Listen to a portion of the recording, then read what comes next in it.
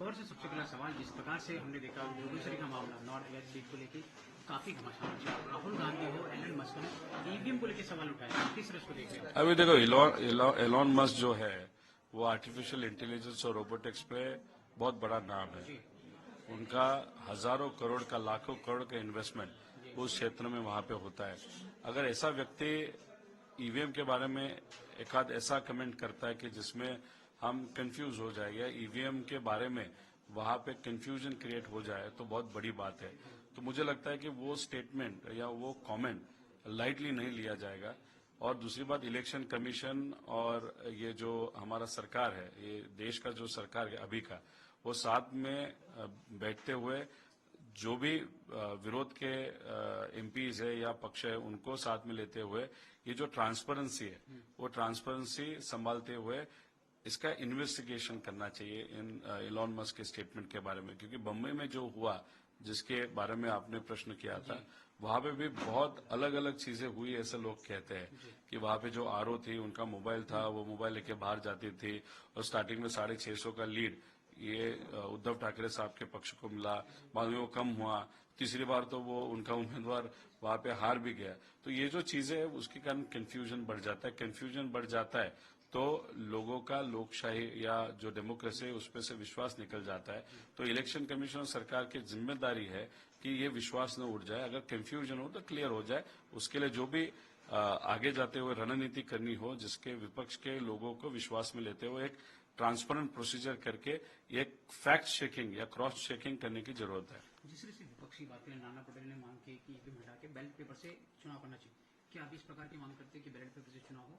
नहीं, अगर लोगों के मन में डाउट हो, अगर लोग डाउट करना चालू कर दिए और इलेक्शन कमीशन वो डाउट को अगर क्लियर नहीं कर सकता तो बैलेट पेपर जा सकते हैं।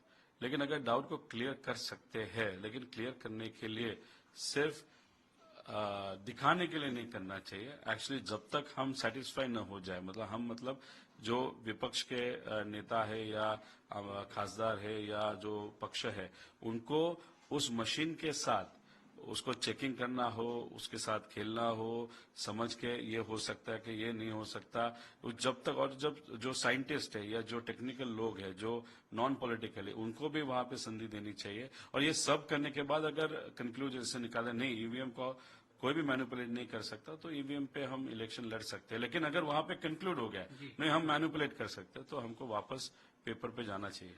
जिस प्रकार से चुनाव आयोग की बात करें, जिस पर हर जगह कई जगह से शिकायत है, जिस तरह बारामती की बात की आपने, हालांकि और जिस प्रकार से जोगेश्वरी मामला, क्या चुनाव आयोग ठीक से काम कर रहा है? जिस प्रकार से शिकायत, देखो, चुनाव आयोग में काम करने वाले लोग ये फाइनली अधिकारी होते हैं। अधिकारी पे भी बहुत डिपेंड होता है। ठीक तरीके से कार्रवाई कर रहे हैं? नहीं, मुझे नहीं लगता। और दूसरी बात, कैसे करते हैं वो, सिर्फ सिंबॉलिक एक आध नोटिस भेज देते हैं और नोटिस भेजने के बाद उनका काम खत्म हो गया ऐसे उनको लगता है। जैसे बारामती लोकसभा मतदार संघ में पीडीसीसी बैंक के बारे में उन्होंने सिर्फ एक नोटिस भेजा था। उनके पास वीडियो है, अभी हम वीडियो मांग रहे हैं कि वीडियो हमको दो, लेकिन हमको वीडियो नहीं दिया जा रहा, इन्वेस्टिगेशन नहीं हो रहा।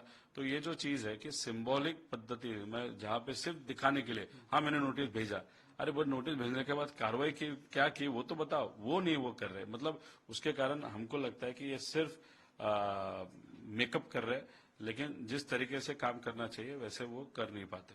और से एक और सवाल जानना चाहिए, जिस प्रकार से संजय निरुपम की बात करें, जो हालांकि कांग्रेस में थे, शिवसेना में शामिल हो गए, वो कह रहे हैं, हालांकि 2014 की बात करें, 2019 और 2024 की, वो कह रहे हैं कि ईवीएम हैक नहीं होता।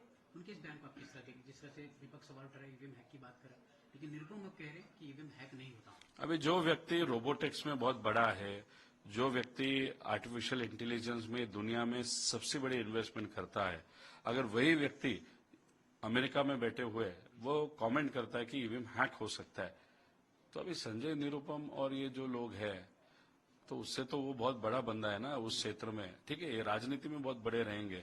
तो वो स्टेटमेंट आने के बाद क्रॉस चेक तो करना पड़ेगा। अभी संजय निरुपम को फॉलो करने वाले लोग बहुत कम है। अगर वो उन्होंने ईवीएम के खिलाफ या बीजेपी में अभी वो गए, शायद शिवसेना शिंदे गठ में गए हैं, वहां पे जाके वो कुछ भी बोले, उनके फॉलोअर्स कितने हैं। और ये मस्त जब बात करता है तब दुनिया बोलना चालू कर देती है। अबे इंडिया में भी उनके फॉलोअर्स है, वो चालू कर दिए बोलना, अरे ईवीएम हो सकता है क्या।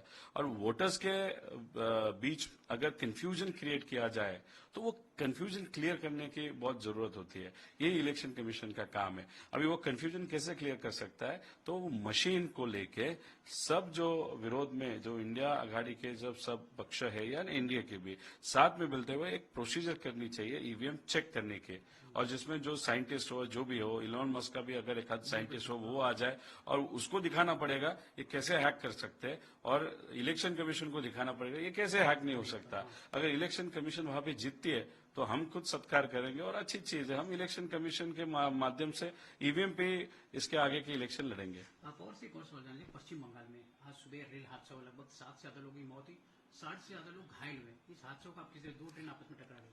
नहीं देखो, ये तो टेक्निकल फ्लॉ है, यहाँ पे तो काम करना चाहिए। और 2014 से लेके आज तक अगर आप देखें सबसे ज्यादा एक्सीडेंट हुए हैं।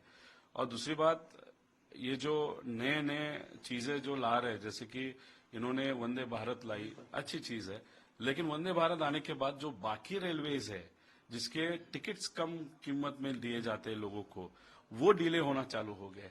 अभी मुंबई की बात करें, अभी कल्याण की बात करें, कल्याण से जब लोकल से करीबन 2 से 3 लाख लोग रोज ट्रैवल करते हैं। अभी ये वंदे भारत ट्रेन आने के बाद कभी भी वहां पे ट्रेन टाइम पे नहीं छूटती है, टाइम पे नहीं आती है, कभी कभी कैंसिल भी हो जाती है। तो ये जो चीजें है ना वो देखनी पड़ेगी। तो ये जो रेलवे डिपार्टमेंट है वो दिखने में तो ऐसे लगता है कि बहुत एडवांसमेंट वहां पे हो रही है, लेकिन अनफॉर्चुनेटली जो लोग ट्रैवल कर रहे हैं या एक्सीडेंट की बात करें तो सबसे ज्यादा गलत चीजें इस डिपार्टमेंट में हो रही है, ऐसे दिख रहा है। सर एक सवाल जानना चाहिए, आपने हाल ही में दावा किया था कि अजित पवार गुट के कई विधायक आपके संपर्क में हैं।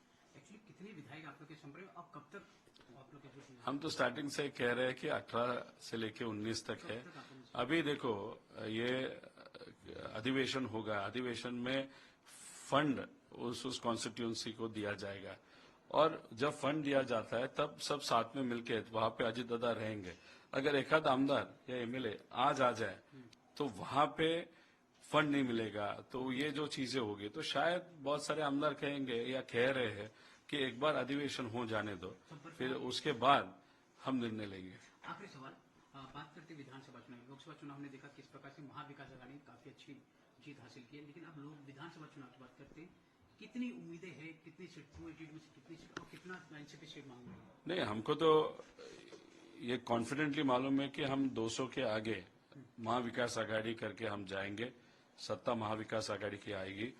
और अभी अगर आप शरद चंद्र पवार राष्ट्रवादी की बात करें तो डेफिनेटली हमारे जो नेता है आदरणीय पवार साहब है, उद्धव ठाकरे साहब या कांग्रेस के सब नेताओं को कॉन्फिडेंस में लेते हुए सबसे ज्यादा सीट्स वो इस पक्ष को लेके आएंगे, लेकिन एक कलेक्टिव डिसीजन वहां पे होगा और उसमें से सबसे ज्यादा स्ट्राइक रेट हमारा कैसे रहे इसके लिए हम कार्यकर्ता काम करेंगे। और हमारा प्रयत्न रहेगा कि पवार साहब की ये जो राष्ट्रवादी उसमें कम से कम 85 एमएलए ये चुन के आ जाए। एमपी में सब कुछ ठीक चल रहा है सर फिलहाल, जिस प्रकार से नाना पटेल की मीटिंग में नहीं आए प्रेस में, क्या एमपी में सब कुछ ठीक चल रहा है?